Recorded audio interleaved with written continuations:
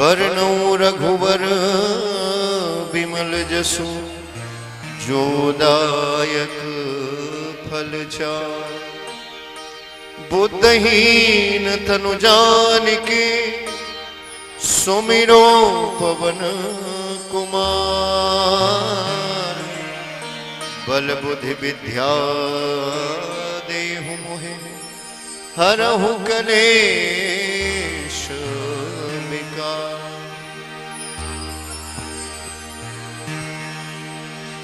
जय हनुमान ज्ञान गुण सागर। जय कपीस तिहु लोक उजागर। रामदूत अतुलित बल धामा। अंजनी पुत्र पवन सुत नामा। महावीर विक्रम बजरंगी। कुमति निवार सुमति के संगी। कंचन वरन विराज सुबेसा।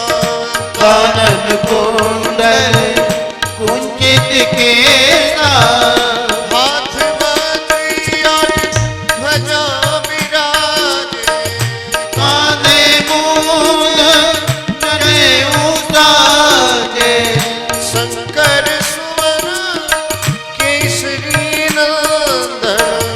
तेज प्रताप महाजगवंदन। विद्यावान गुणी अति चातुर। राम काजे कर देखो आतुर। प्रभु चरित्र सुने वे को रसिया। राम लखन दामन बसिया। सूक्ष्म रूप धर सियहि दिखावा। विकट रूप धरि लंके जरावा। भीम रूप धरि असुर संहारे। रामचंद्र के काज सवारे। लाए सजीवन लखन जियाए। श्री रघुवीर हरति उर लाए। रघुपति कीनी बहुत बड़ाई। तुम मम प्रिय भर तम भाई। सहस बदन तुम रोजस गावे। अस श्रीपति कंठ लगाओ। सनकादिक ब्रह्मादि मुनीसा। नारद सारद सहित अहिता। जम कुबेर दिक्पाल जाते। सब को विद के जके कहाते। तुम उपकार सुग्रीवहि कीना। नाम मिलाए राजपत दीना। तुम मंत्र विभीषण माना। लंकेश्वर में सब जग जाना। युग सहस्त्र योजन पर भानु। प्रियोताए मधुर फल जानो। प्रभु मुद्रिका मिल मुख माही। जल्दी लाग गए अचरज नाहि। दुर्गम काज जगत के जेते। सुगम अनोखे तुम रे देते। राम दुआरे तुम रखवारे। होत न आज्ञा बिन पैसारे। सब सुख लहे तुम्हारी शरणा। तुम रक्षक काहू को डरना। आपन तेज समारो आपे। तीनों लोक हाकते कापे। भूत पिशाच निकट नहीं आवे। महावीर जब नाम सुनावे। नासा रोग हरै सब पीरा।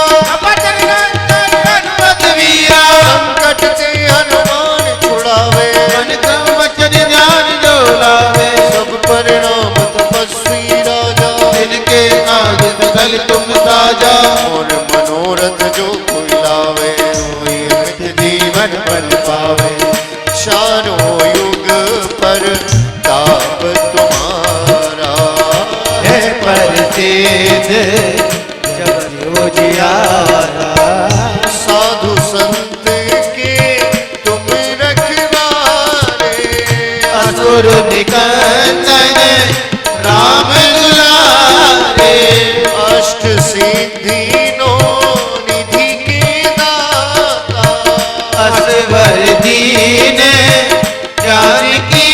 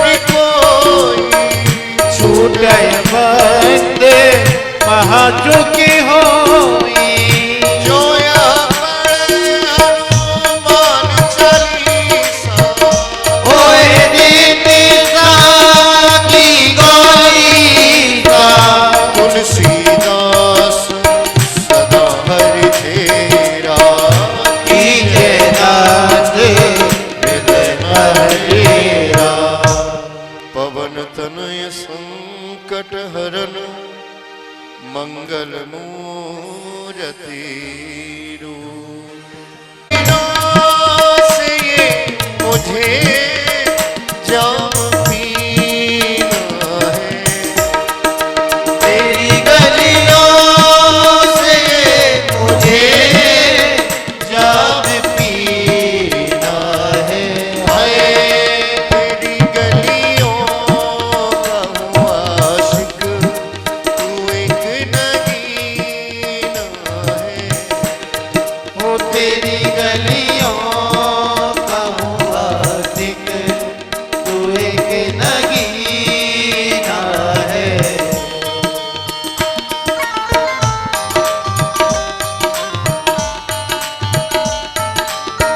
हे हरि हरि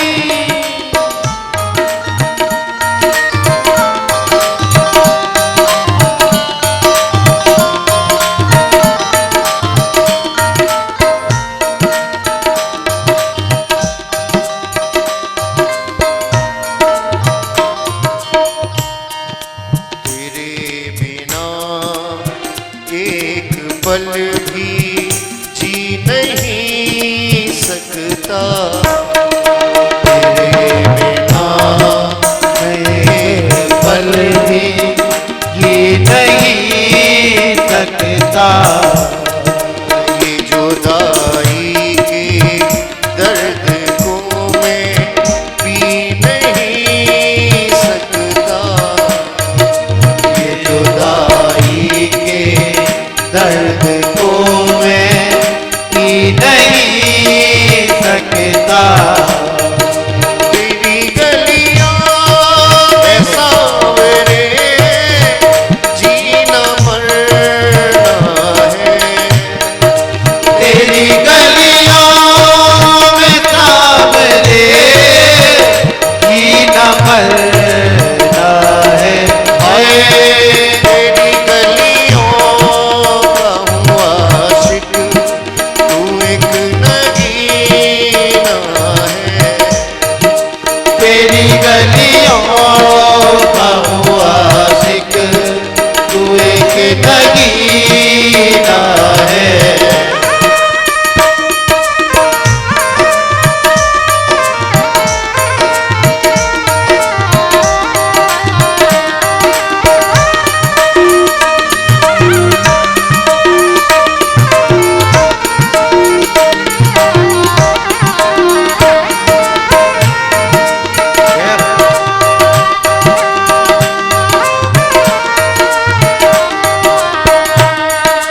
मेरे हमदम मेरे साथी हमदम, मेरे हमदम मेरे साथी हमदम। मेरी खुशी तेरा गम मेरा गम, तेरी खुशी तेरा गम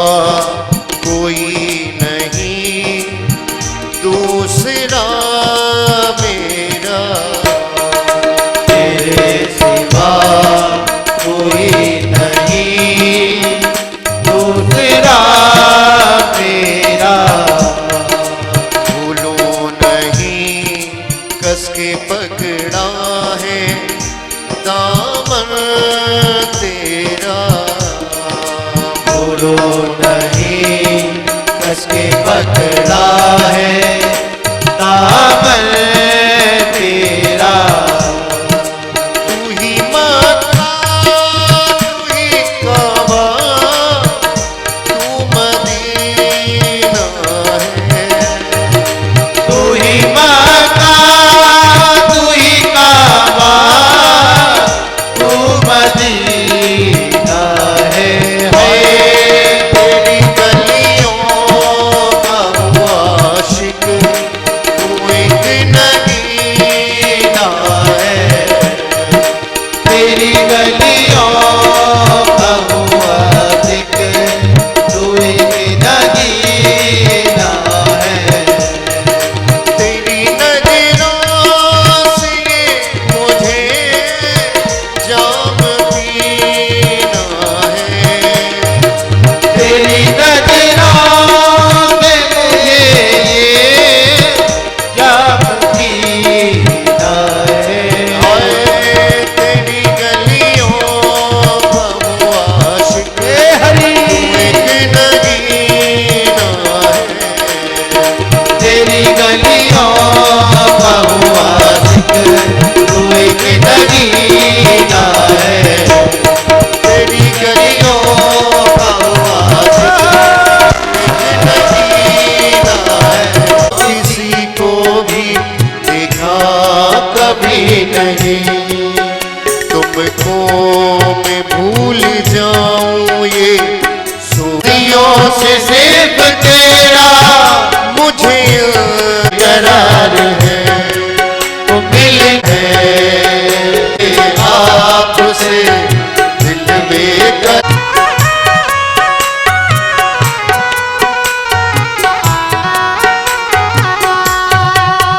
तेरे लिए ओ जानी दर दर की खाक छानी। नैनों महक पानी बन बन फिरूं दीवानी। तू ही तो शाम मेरा तू ही तो शाम मेरा जीवन का सार है। मिलने के लिए करार है। दुनिया में सबसे ज्यादा दुनिया में सबसे ज्यादा हमें तुम आपसे बेकरार है। मिलने के लिए आपसे दिल बेकरार है। मिलने के लिए आपसे दिल बेकरार है। मिलने के लिए आपसे दिल बेकरार है। दिल बेकरार है। दिल बेकरार है।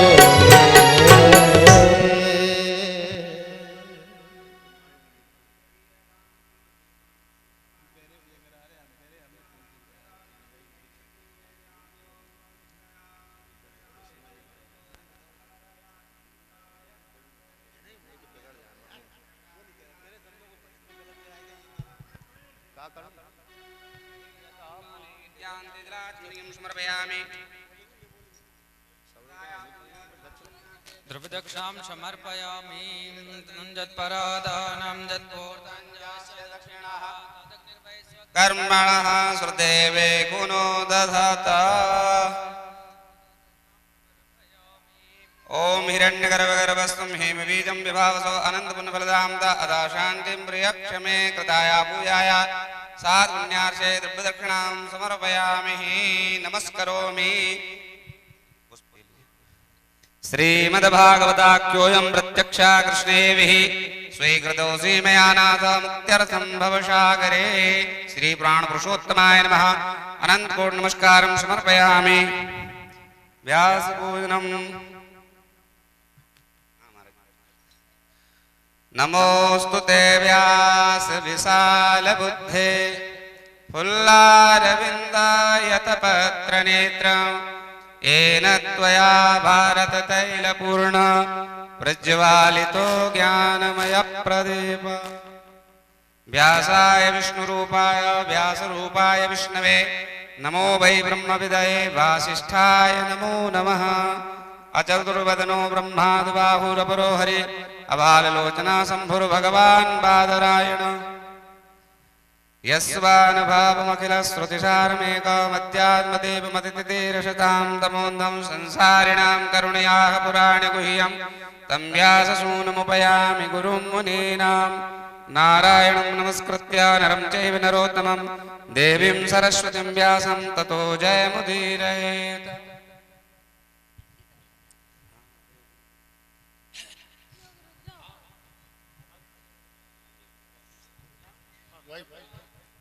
नमो ब्रह्मण्यदेवाय गो ब्राह्मणेदः गच्छति सागरान् सर्वदेव नमस्कारः केशवं प्रति गच्छति। सभी लोग अपने स्थान पर खड़े हो जाएंगे, भागवत जी की आरती होगी। समर्पयामि, आप नीचे पहुंच जाएं। आयत श्रोत्राद् वायुष्य प्राणस्य मुखा जगनिरजायत। श्यामा तेरी आरती कन्हैया तेरी आरती सारा संसार करेगा कर जोड़ के। श्यामा तेरी आरती कन्हैया तेरी नाम पर विराजे। गल बेदंती माना हो और पुरने के हार करेगा कर जोड़ के। श्यामा तेरी आरती कन्हैया तेरी आरती सारा संसार करेगा कर जोड़ के। ब्रह्मादिक तेरो यश गावे। ब्रह्मादिक तेरो यश गावे। नारद सारद ध्यान लगावे। नारद सारद ध्यान लगावे। और करे जय जयकार हो और करे जय जयकार करेगा कर जोड़ के। श्यामा तेरी आरती कन्हैया तेरी आरती सारा संसार करेगा कर जोड़ के। अपने चरण की सेवा दीजे। अपने चरण की सेवा दीजिए। अपनी शरण में हमें रख लीजे। अपनी शरण में हमें रख लीजिए। करो भवसागर पार हो करो भव सागर पार करेगा कर जोड़ के। श्यामा तेरी आरती कन्हैया तेरी। सरस्वत्यै नमः।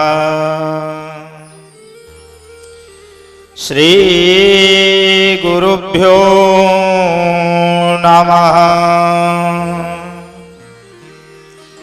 श्री परमात्मने नमः। ॐ गजाननं भूतगणादिसेवितं कपित्थजम्बो फलचारुभक्षणम् उमासुतं शोकविनाशकारकम् नमामि विघ्नेश्वरपाद पंकजम्। सिन्दूरारुणविग्रहां त्रिनयनां माणिक्यमौलिस्फुरात्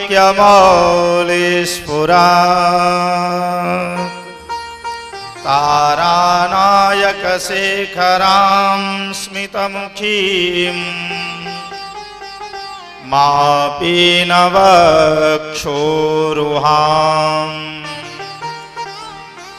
पाणिम्यां मलिपूर्णरत्नचषकम् रक्तोत्पलं बिभ्रतीम् सौम्यां रत्नघटस्थरक्तचरणाम् ध्यायेत् परामम्बिकाम्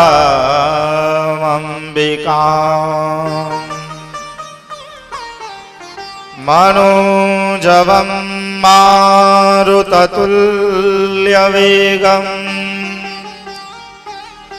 जितेन्द्रियं बुद्धिमतां वरिष्ठम् वातात्मजं वा नरयूथमुख्यम् श्रीरामदूतं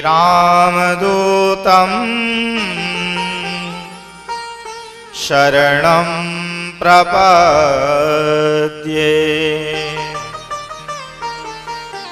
नमोस्तु रामाय सलक्ष्मणाय देव्यै च तस्यै जनकात्मजायै।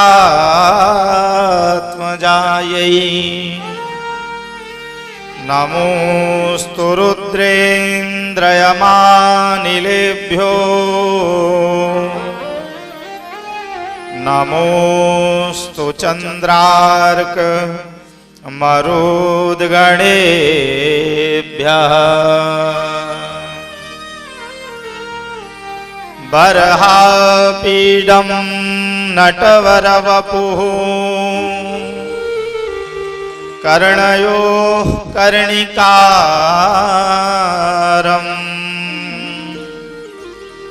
बिभ्रदवाशः कनककपिशम् वैजयन्तीं च मालाम्।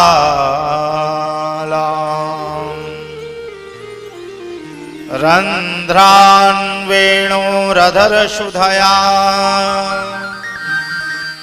पूरयन् गोपवृन्दैर्वृन्दारण्यं श्वपदरमणम् प्राविशद गीतकीर्तिः।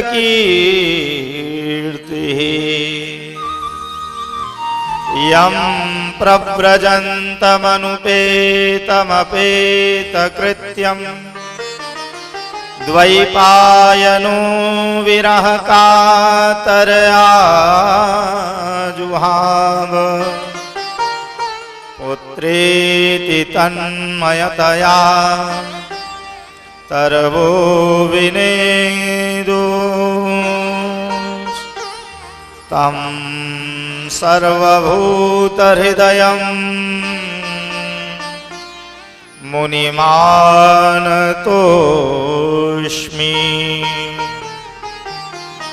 नारायणं नमस्कृत्य नरं चैव नरोत्तमम्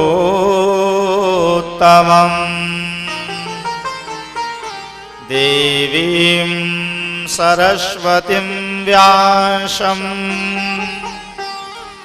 ततो जयमुदीरयेत्।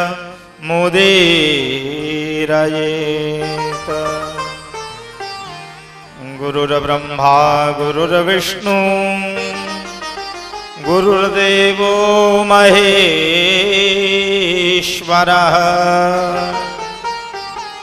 गुरुः साक्षात् परब्रह्म तस्मै श्री गुरवे नमः। बोलिए श्री वृंदावन बिहारी लाल की जय, बाल कृष्ण लाल की जय।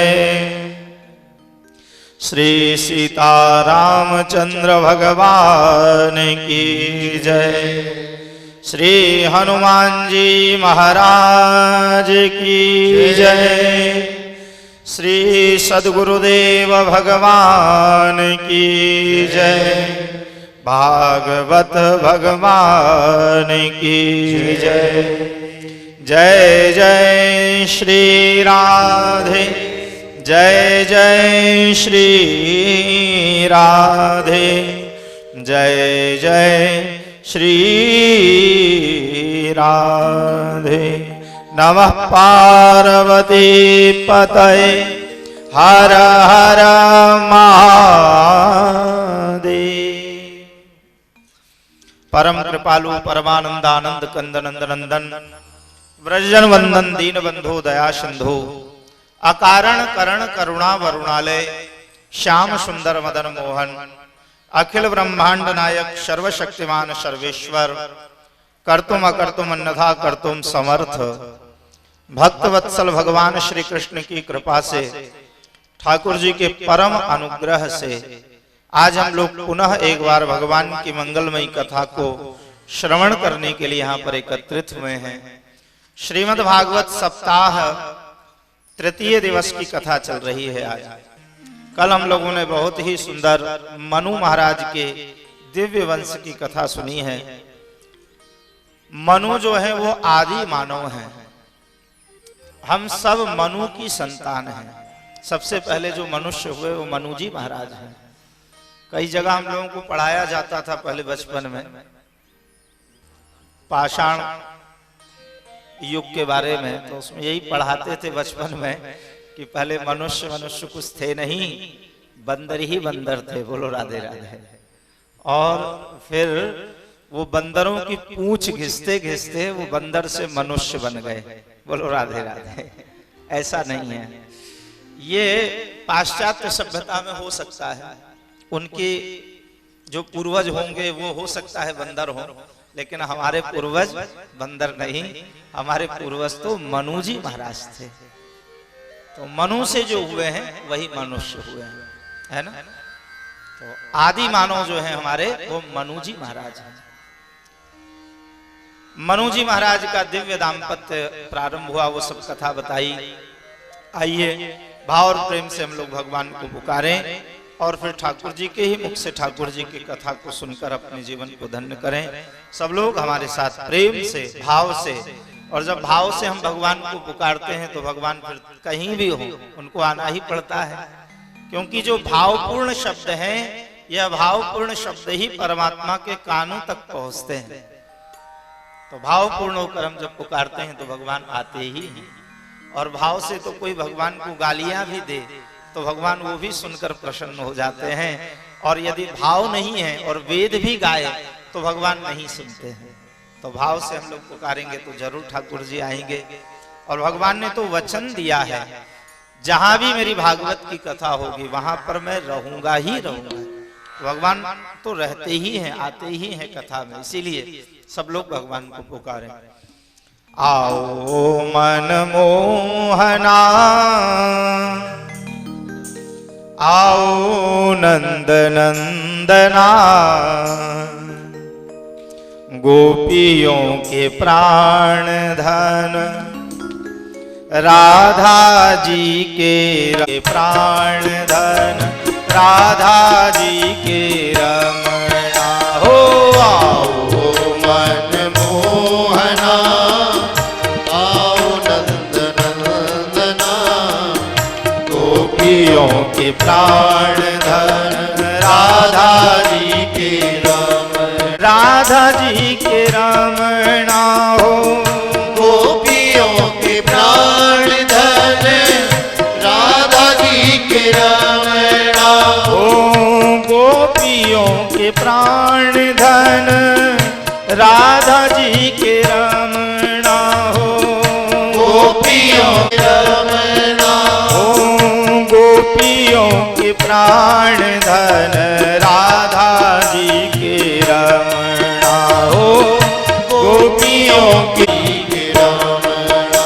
हो आओ मन मोहन, गोपियों के प्राण धन, राधा जी के रमणा। हो आओ मन मोहन, गोपियों के प्राण धन, राधा जी के रमणा।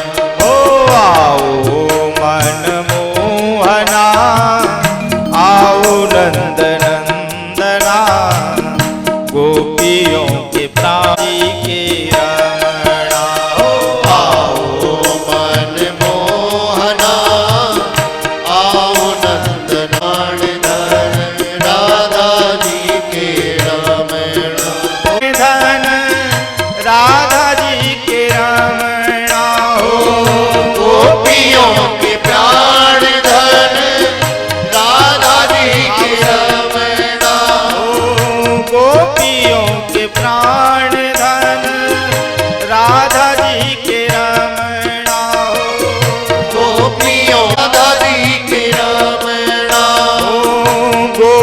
गोपियों के प्राण धन राधा जी के रमणा, राधा जी के रमणा। ओ आओ मन मोहना, आओ नंद नंदना, गोपियों के प्राण आओ मन मोहना, आओ नंद नंदना, गोपियों के प्राण धन राधा जी के रमणा। ओ राधा जी के रमणा, ओ राधा जी के रमणा। श्री राधा जी के रमणा, श्री राधा जी के रमणा। श्री राधा जी के रमणा, श्री राधा जी के रमणा। श्री राधा जी के रमणा, श्री राधा जी के रमणा। आओ मन मोहना, आओ नंद नंदना, गोपियों के प्राण धन राधा जी के रमणा। कल हम लोगों ने बड़े ही भाव से भगवान की दिव्य कथा श्रवण करी, लेकिन भगवान की जो कथा हम आपको सुना रहे हैं ये प्रथम स्कंध, कल तृतीय स्कंध तक की कथा पूरी हो गई, चतुर्थ स्कंध में भी हमने कल प्रवेश कर लिया। तो देखिए द्वादश स्कंध हैं ये। कितने स्कंध हैं भागवत में? द्वादश स्कंध हैं, 335 अध्याय हैं और 18,000 श्लोक हैं इसमें। तो भागवत के एक एक स्कंध में भगवान के एक एक अंग का दर्शन है। थोड़ा ध्यान से सुनिएगा, ये बड़ी महत्व की बात बता रहे हैं। तो भगवान कैसे हैं? हमारे भगवान है द्वादशांग, द्वादश अंग वाले हैं परमात्मा, और भागवत के भी द्वादश स्कंध हैं और हर एक स्कंध में भगवान के एक एक अंगों का दर्शन है और हर स्कंध में अलग अलग बातें बताई गई हैं। भागवत के स्कंद है 12 और लक्षण है 10। अत्र सर्गो विसर्गश्च स्थानम पोषणमुतयः मनवंतरे सानुकथा निरोधो मुक्तिराश्रयः। तो स्कंद है 12 और लक्षण है 10। तो दो जो स्कंद है, प्रथम स्कंद और द्वितीय स्कंद, वो अधिकार लीला कहा गया है, प्रथम स्कंद को और द्वितीय स्कंद को। तो इसमें दो प्रकार के अधिकारों के बारे में बताया।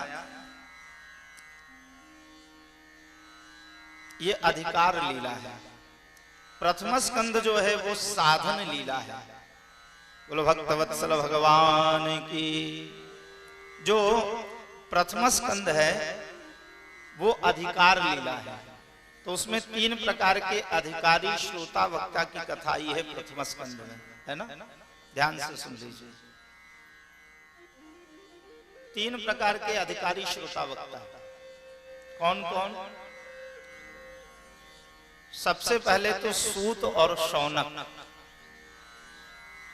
उसके बाद में दूसरे हैं व्यास और नारद, और तीसरे हैं सुखदेव और राजा परीक्षित। इन तीनों में जो परीक्षित और सुखदेव जी महाराज हैं ये श्रेष्ठ हैं। सूत और शौनक, सबसे पहले सूत जी महाराज कथा सुना रहे हैं शौनक को, उसके बाद में नारद जी ने कथा सुनाई व्यास जी को, और यहाँ पर राजा परीक्षित और सुखदेव जी का। तो 3 प्रकार के अधिकारी श्रोता वक्ता की कथा प्रथम स्कंध में आई है। और 3 परम भागवत स्त्रियों की भी कथा प्रथम स्कंध में आई है, और 3 परम भागवत पुरुषों की भी कथा प्रथम स्कंध में आई है। 3 परम भागवत स्त्रियां कौन कौन? ये तीनों सास बहू आपस में, तीनों परम भागवत हैं, भगवान की परम भक्त हैं तीनों, कुंती, द्रौपदी और उत्तरा। ये तीनों परम भागवत हैं। बोलो भक्तवत्सल भगवान की। तो कुंती द्रौपदी और उत्तरा, ये तीनों परम भागवत हैं, उनकी कथा आई। और 3 परम भागवत पुरुष, ये दादा पोता बेटा, बोलो राधे राधे। ये तीनों कौन है? सबसे पहले भीष्म, भीष्म पितामह परम भागवत हैं भगवान के। दूसरे परम भागवत हैं धर्मराज युधिष्ठिर, और तीसरे परम भागवत हैं श्री परीक्षित जी महाराज।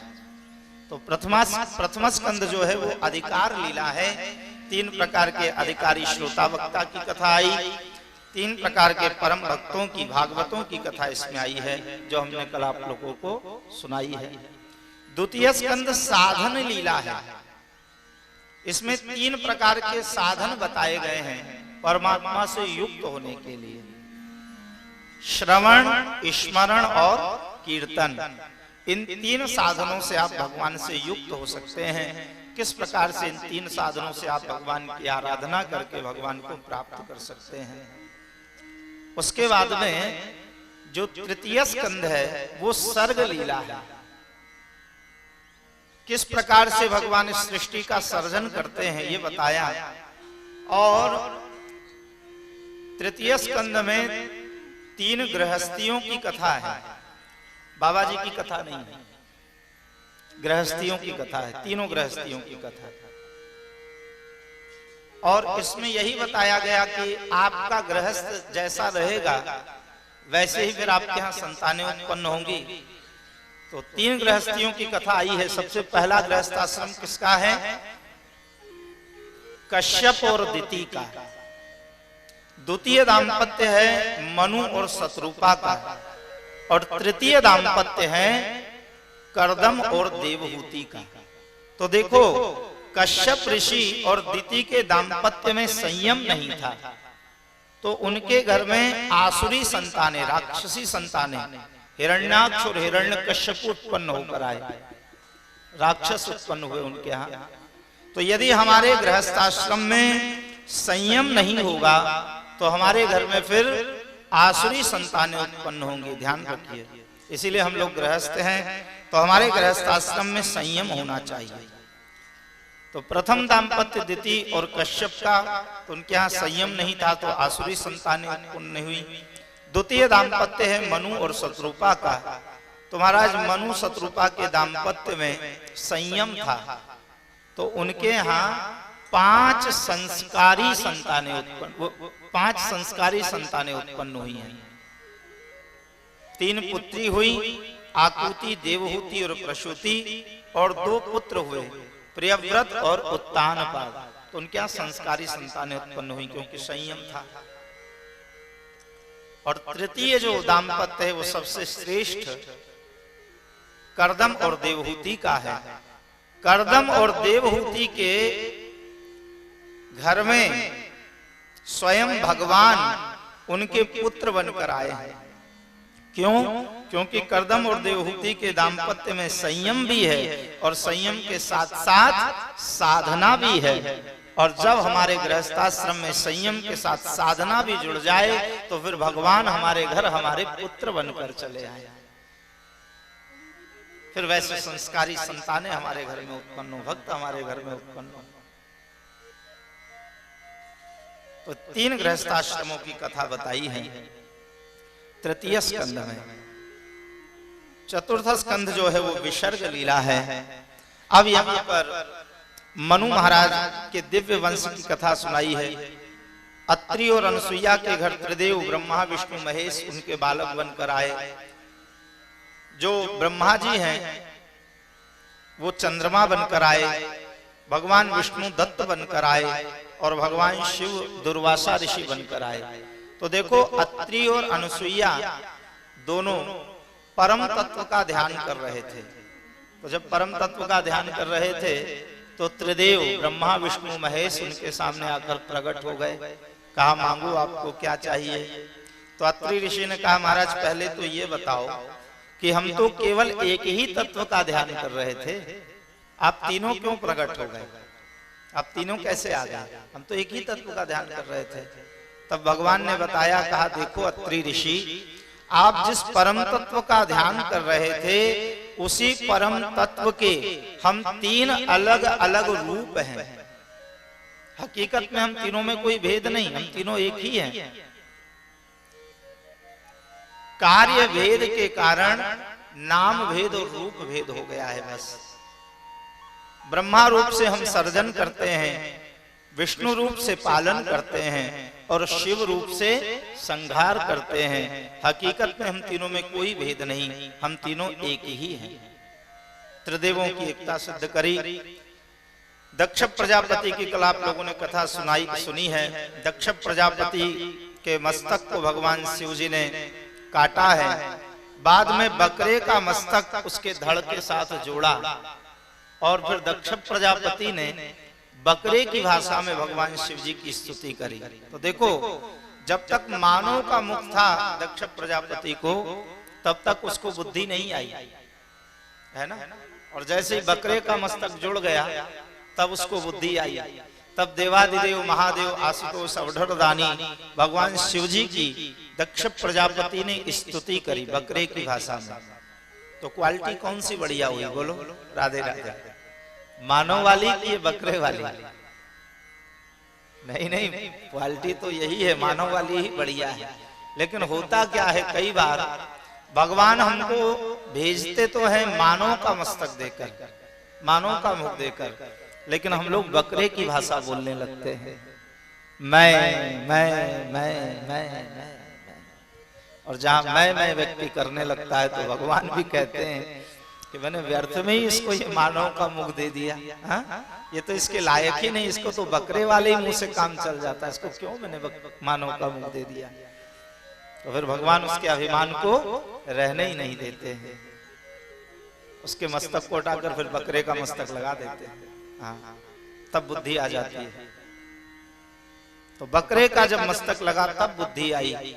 और इस दक्ष प्रजापति ने बकरे की भाषा में भगवान शिव जी की स्तुति करी है। तो आज भी हम लोग भगवान शिव जी के मंदिर में जाते हैं और गाल बजाते हैं, है ना। गाल बजाते हैं ना भगवान शिव जी के मंदिर में, बम बम करते हैं ऐसे गाल बजाकर, बकरे की भाषा में भगवान शिव जी की स्तुति करते हैं। उसका क्या अर्थ होता है गाल बजाने का? उसका यही अर्थ है कि हम लोग गाल बजाकर ऐसे बकरे की भाषा में स्तुति कर कर भगवान शिव जी को उस प्रसंग की याद दिलाते हैं कि भोले बाबा आप तो कितने दयालु हैं। महादेव, दक्ष प्रजापति के इतने बड़े अपराध को भी आपने क्षमा कर दिया, इतने बड़े अपराध को आपने क्षमा कर दिया। तो हमारे द्वारा भी बहुत सारे अपराध हो जाते हैं, हो गए होंगे आपके, तो इसीलिए है भोले बाबा आप हमारे उन अपराधों को भी दूर करिए, हमारे उन अपराधों को भी क्षमा करिए। ये भाव है वो गाल बजाने का भगवान शिव जी के मंदिर में। वो सब कथा सुनाई है। अब राजा परीक्षित ने कहा, प्रभु ये बताइए, आपने मनु महाराज की कथा तो हमको बताई। अब मनु महाराज के एक पुत्र हुए हैं राजा उत्तानपाद, और राजा उत्तानपाद के एक पुत्र थे जिनका नाम था ध्रुव। और ध्रुव जी ने छोटी सी 5 वर्ष की अवस्था में भगवान को कैसे प्राप्त किया, वो कथा हमको कहिए। तब कथा सुनाइए यहाँ पर ध्रुव चरित्र की महाराज। जाये उत्तानपादस्य सुनीतिः सुरचिस्तयोः सुरुचिः प्रेयसी पत्न्युर्नेतरायुत्सुतो ध्रुवः। देखो, ये जो राजा उत्तानपाद हैं, इन राजा उत्तानपाद की 2 रानियां थीं। एक का नाम था सुनीति और दूसरी का नाम है सुरुचि। लेकिन जो राजा उत्तानपाद हैं उनको अपनी छोटी रानी सुरुचि से प्रेम है, लेकिन सुनीति से उनको प्रेम नहीं था। सुरुचि के ही साथ में रहते हैं हर समय। सुनीति को तो नगर के बाहर एक महल बनाकर दे रखा था, कहा वहीं रहो, तुम पास में रहती हो तो बहुत हैरान करती हो, बहुत परेशान करती हो, बहुत टोका टाकी करती हो, ऐसे करो ऐसे करो। तो सुनीति प्रिय नहीं थी, अप्रिय रानी थी, और सुरुचि उनको प्रिय रानी थी राजा उत्तानपाद को। लेकिन हम आपको बताएं इस कथा का भी रहस्य है, इसमें वेदांत है, ये केवल राजा रानी की कथा नहीं। उत्तानपाद यानी जीवात्मा, उत्तानपाद, उत्तानपाद का मतलब उल्टा लटका हुआ है जो उत्तानपाद। तो मां के गर्भ में हर जीव की यही दशा होती है महाराज। मां के गर्भ में हर जीव इसी प्रकार से उल्टा लटका रहता है। मस्तक तो होता है उसका नीचे और पग होते हैं ऊपर। तो उत्तानपाद, उत्तानपाद यानी जीवात्मा। और हर जीवात्मा की दो रानियां होती हैं, बोलो राधे राधे। सुनीति और सुरुचि। सुनीति यानी जो सदमार्ग पर ले जावे, जो सत्कार्यों के लिए हमको प्रेरित करे, जो धर्म की ओर हमको मोड़े, जो भगवान की तरफ हमको ले जाने का काम करे, सत्कर्मों के लिए जो हमको हमेशा लगा, सत्कर्मों में जो लगा कर रखे, वो है सुनीति। और सुरुचि, सुरुचि कौन है? सुरुचि यानी इंद्रिय सुख, जो संसार के भोगों में ही हमको फंसा कर रखे, उसका नाम है सुरुचि। और भैया बात तो सही है, सुनीति तो किसी को प्रिय नहीं होती, सुरुचि तो प्रायः सभी को प्रिय होती है। सुनीति तो किसी किसी को प्रिय होती है, कोई विरले ही मिलते हैं जिनको सुनीति प्रिय हो, नहीं तो सुरुचि तो से तो सभी संसार के भोगों में ही फंसे रहना चाहते हैं सब जीव। सुनीति कहती है सत्कर्म करो, पुण्य करो, हाँ पूजा पाठ करो। तो सुरुचि क्या कहती है? अरे क्या ये पूजा पाठ में रखा है, अभी कोई उम्र थोड़ी है तुम्हारी पूजा पाठ करने की, बोलो राधे राधे। सुरुचि तुरंत अंदर से कहती है ये तो बाद में कर लेना, बुढ़ापे में पूजा पाठ जो करना हो, भक्ति जो करना हो। सुनीति कहती है अरे भैया कल किसने देखा है, शरीर साथ दे न दे, अभी से कर लो। बोले नहीं, नहीं। तो जो संसार के भोगों में फंसा कर रखे, संसार में ही लगा कर रखे, उसका नाम है सुरुचि। सुनीति कहती है एकादशी का व्रत रहो, उसको करने से पाप नष्ट होंगे, भगवान की भक्ति मिलेगी, मुक्ति मिलेगी। लेकिन सुरुचि क्या कहती है? अरे क्या ये सब व्रत सब बेकार हैं, बोलो राधे राधे। व्रत करने से क्या होगा? भूखे रहेंगे, कहीं बीमार पड़ गए तो, बोलो राधे राधे। शरीर खराब हो जाएगा हमारा, भूखे नहीं रह सकते। सुनीति कहती है एक दिन भूखे रह लोगे तो क्या हो जाएगा भगवान के लिए। लेकिन सुरुचि तो जो संसार के भोगों में ही हमको फंसा कर रखे, उसका नाम है सुरुचि। इंद्रिय सुख, उसका नाम है सुरुचि। लेकिन हम आपको बताएं भैया, सुनीति का जो सुनीति का जो पुत्र है उसका नाम है ध्रुव, और सुरुचि का जो पुत्र है उसका नाम है उत्तम। उत्तम चिरकालीन नहीं, उत्तम तत्कालीन है, थोड़े से समय के लिए है। तो सुरुचि के कहने पर जब हम चलेंगे तो उससे जो सुख मिलेगा वो थोड़े से समय के लिए है ना, लेकिन अंत दुखदाई। यही तन कर फल विषय न भाई, जिसमें स्वल्पो सुख अंत दुखदाई। शुरू में तो आनंद मिलेगा लेकिन अंत उसका दुखदाई। बड़ा ही सुरुचिपूर्ण भोजन बना, खाने में बड़ा आनंद आया, हमने पेट भरकर खूब भोजन कर लिया, लेकिन शाम होते होते फिर से भूख लग गई, बोलो राधे राधे। वो है सुरुचि का पुत्र उत्तम। थोड़े से समय के लिए जो होता है, कितना भी बढ़िया भोजन कर लो, बढ़िया से बढ़िया 56 भोग खा लो, लेकिन शाम होते होते भूख लग जाती है, थोड़े समय के लिए होता है। लेकिन जो सुनीति का पुत्र है ध्रुव, ध्रुव कैसा है? का ध्रुव अविचल है, श्रेष्ठ है, उसका कभी नाश नहीं होता है। ध्रुव के सुनीति के कहने पर जब हम चलते हैं, सुनीति के मार्ग पर चलते हैं, तो सुनीति के मार्ग पर चलने पर थोड़ा कष्ट होता है, तकलीफ होती है, लेकिन उससे जिस पुण्य का उदय होता है महाराज, वो हमारे जीवन का कल्याण करता है, वही हमारे जीवन का वो ध्रुव हो जाता है, उसका कभी नाश नहीं होता है। ध्रुव जी महाराज आज भी ध्रुवलोक में विराजमान है। सप्त ऋषि उनकी प्रदक्षिणा करते हैं, प्रलय में भी उनका नाश नहीं होता। तो जो सुनीति के मार्ग पर चलता है भैया, सुनीति के कहने पर चलता है, उसको ध्रुव की प्राप्ति होती है। और एक दिन की बात है, सभा लगी हुई थी, राजा उत्तानपाद बैठे हैं। राजा उत्तानपाद की बगल में उनकी छोटी रानी सुरची बैठी हुई है, और राजा उत्तानपाद की गोद में सुरची का जो छोटा पुत्र है उत्तम, वो बैठा हुआ था। उसी समय ध्रुव जी महाराज वहां पर घूमते घूमते आए, और उन्होंने जैसे ही देखा अपने पिता की गोद में अपने छोटे भाई उत्तम को बैठा हुआ, तो ध्रुव जी के मन में हुआ कि चलो मैं भी अपने पिता की गोद में बैठूं। अब छोटे से बच्चे का हृदय कितना कोमल होता है, कोई द्वेष की ईर्ष्या की भावना तो बच्चों के मन में होती नहीं। ध्रुव जी ने जैसे ही देखा तो ध्रुव जी दौड़ कर आए हैं अपने पिता की गोद में बैठने के लिए। और जैसे ही आए, राजा उत्तानपाद के मन में भी हुआ कि मैं ध्रुव को अपनी गोद में ले लूं, लेकिन जैसे ही राजा उत्तानपाद ने अपना हाथ बढ़ाया है ध्रुव जी को गोद में लेने के लिए हुए, उसी समय महाराज बगल में जो बैठी थी उनकी छोटी रानी सुरची ने अपनी बड़ी बड़ी आंखें राजा उत्तानपाद को दिखाई, और राजा उत्तानपाद डर गए। बोलो राधे राधे। देखो मालिक है यह उत्तानपाद सुरची का, लेकिन बन बैठा है गुलाम। यह जीव इन इंद्रियों का मालिक है, लेकिन इन इंद्रियों का वो गुलाम हो चुका है। हमें अपनी इंद्रियों का गुलाम नहीं बनना है, हमें तो अपनी इंद्रियों का मालिक बनना है।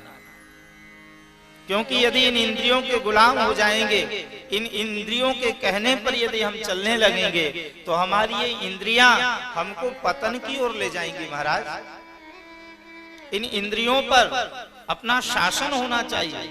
आंख जो देखना चाहे यदि देखने दोगे तो तकलीफ में आ जाओगे।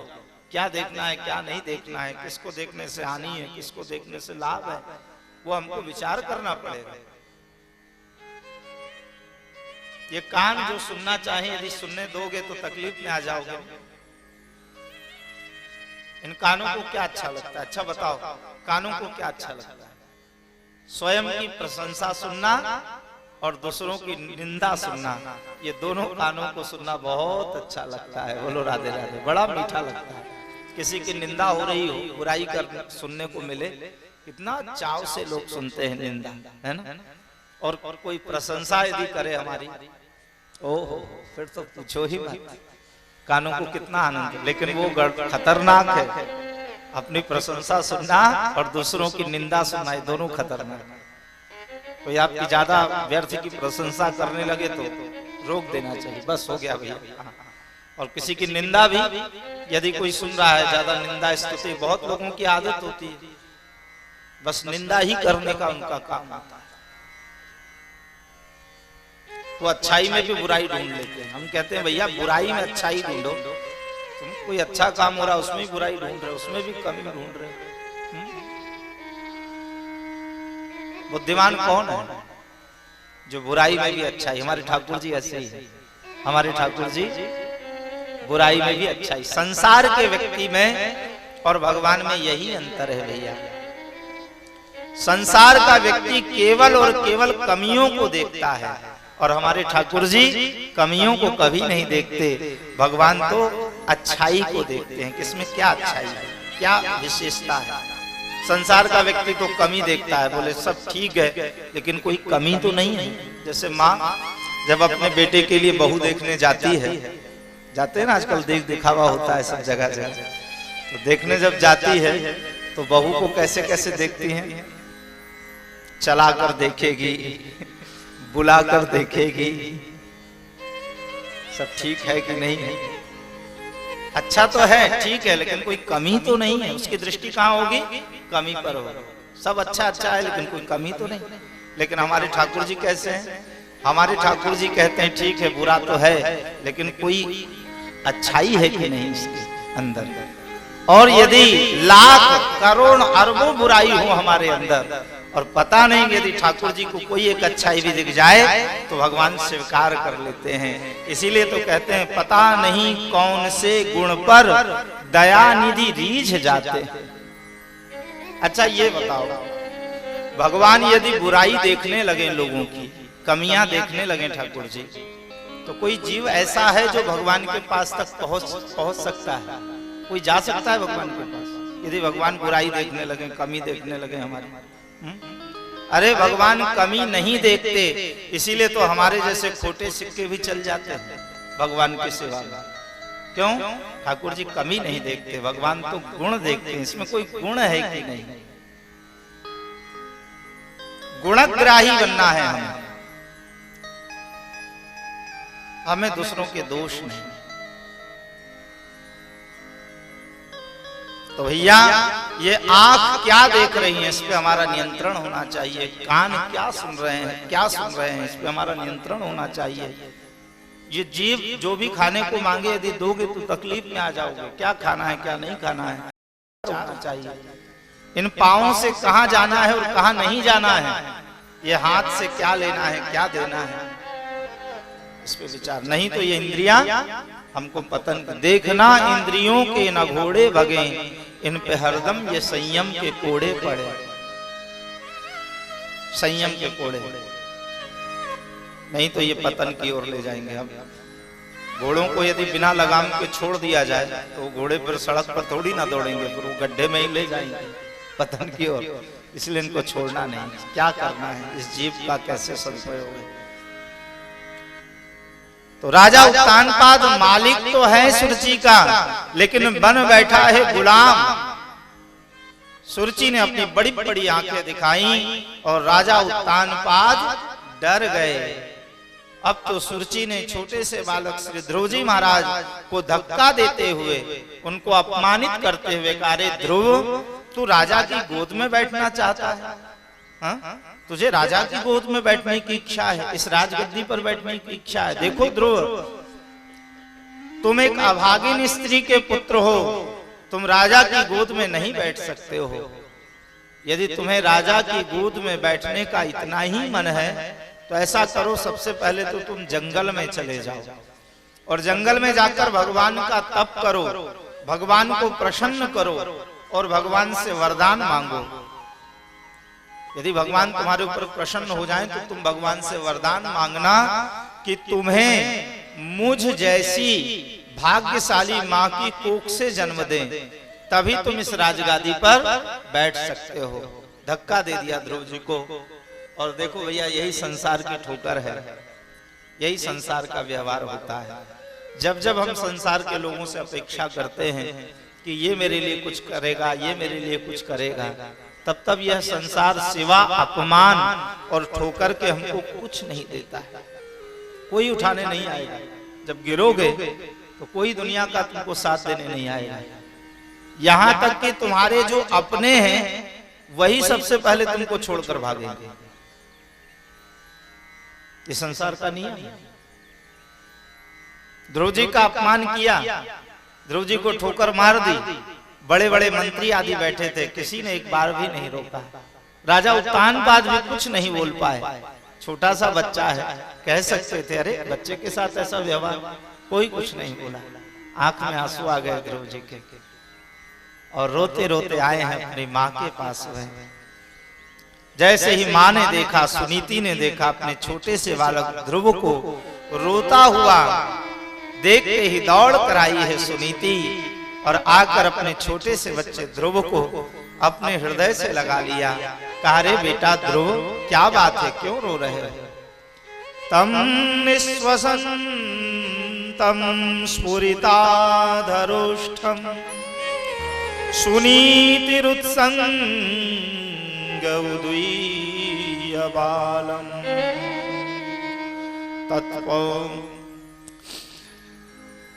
जैसे ही ध्रुव जी महाराज को रोते हुए देखा है, हृदय से लगाया, पूछा, बेटा क्या बात है ध्रुव, क्यों रो रहे हो? क्या हुआ लालन?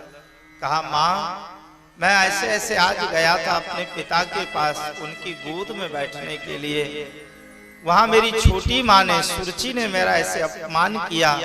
वो मुझे कहती है तू एक अभागिन स्त्री का पुत्र है, तुझे राजा की गोद में बैठने का कोई अधिकार नहीं। जब सारी बात सुनाई है ध्रुव जी ने, सुनकर सुनीति को भी बहुत दुख लगा है महाराज। सुनीति की आंखों से भी आंसुओं की धारा बहने लग गई। सुनीति ने कहा, बेटा ध्रुव, सुरुचि ने जो कहा है वो ठीक ही तो कहा है।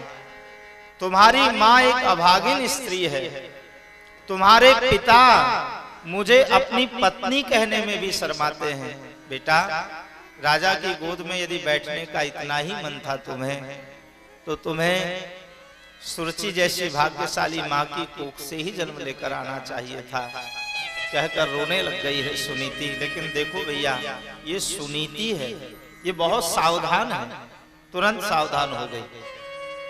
सुनीति ने सोचा, अरे कहीं मेरे बच्चे के अंदर कोई गलत संस्कार उत्पन्न ना हो जाए, मेरे बच्चे के अंदर कहीं कोई द्वेष की, ईर्ष्या की भावना ना उत्पन्न हो जाए। तुरंत सावधान हो गई।